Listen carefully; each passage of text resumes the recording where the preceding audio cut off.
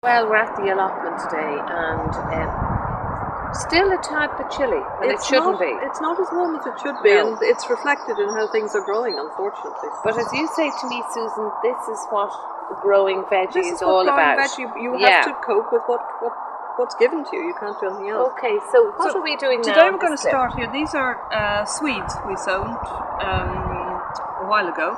Now they're well ready to be thinned out, but you can see here on the leaves they've been munchied a bit.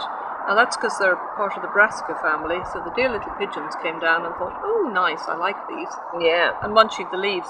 So when I've thinned them out, I'm going to have to net them as well, because he also climbed in here and had a go at the cabbages. Aren't they gas the way they climb in underneath? I don't know that I'd use the word gas. Anyway. So what we do here is pick one. Can we see this on camera, I wonder? Yeah, pick one we're going to hang on to here. So we'll probably take these. Do you want to move it up towards the here? So that you get more yeah, visual? Well I want to run from side to side so I can... Oh yes, sorry, okay. So we'll pull out there and keep that one. Now, there. How are you thinning this? Hold on a minute. I'm literally pulling out a whole bunch. I mean, they've come out quite quickly. We want them about, well, we'll eat them as fairly small, so we want them about 4 or 5 inches apart, I suppose. So I'm going to keep this one here. Okay. So we'll keep that one here, hold on to him, pull these guys out. Now, can we do anything with these guys that you're pulling out? Well, if the pigeons hadn't eaten them, you can eat the tops. And what about trying to replant those? Well, they are. I mean, what grows and turns into a turnip is the root, so it is quite difficult to replant root crops. Will I try these on my own little grow thing on your own and see what happens? My raised bed to see what happens. By all means, see what happens. So literally, I'm pulling out, trying to keep a reasonable sized one here, because they get large enough. They get large enough, and you don't want them growing on top of each other. Well, you don't get a crop. You get these weedy little things that size of ping pong balls or radishes if you're lucky. Just firm them in a bit. Take this. And the pigeons having sort of had breakfast on the leaves, is that going to cause any problem to the actual growing? Well, it'll probably slow them down a bit, but if I can get them covered up, they'll recover. Oh, will they?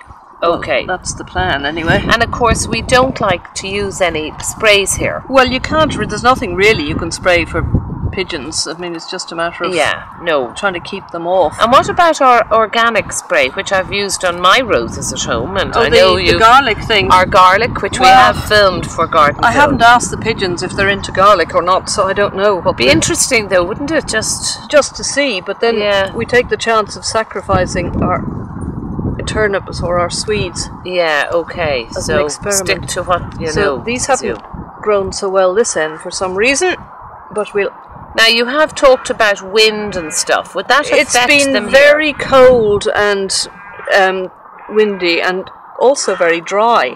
Yeah. So it depends on how well I'd watered the drills or whether I'm going to try some of these now at home and just see. So there's our row of Swedes.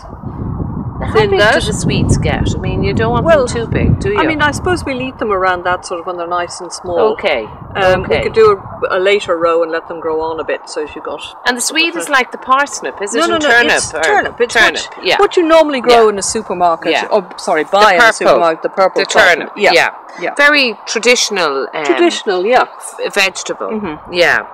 And you peel it then. You peel it and chop it. And chop it, and you can boil it. Or you can roast it, or you can do lots of things. Actually, I'd say roasted very nice, turnip would be delicious. Yeah. So that's thinning those. That's quite simple. And I will cover them up now to give them a chance so they're not completely munchied. Great. So I have another row to do, but I'll do that when you're... Oh, maybe I'll get you to do that. That's a great idea, Susan.